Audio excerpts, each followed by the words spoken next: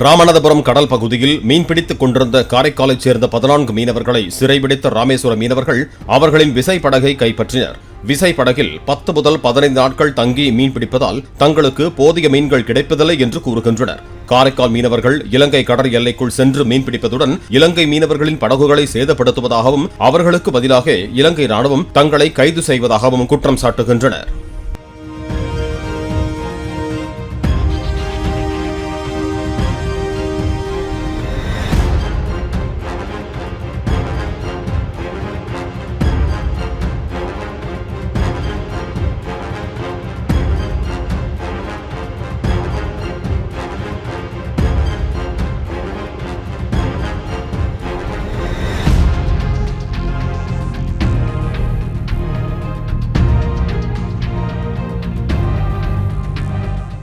Play store மற்றும் app ஸ்டோரில் இருந்து பாலிமர் செயலியை QR கோடு மூலம் பதிவிறக்கம் செய்யுங்கள்.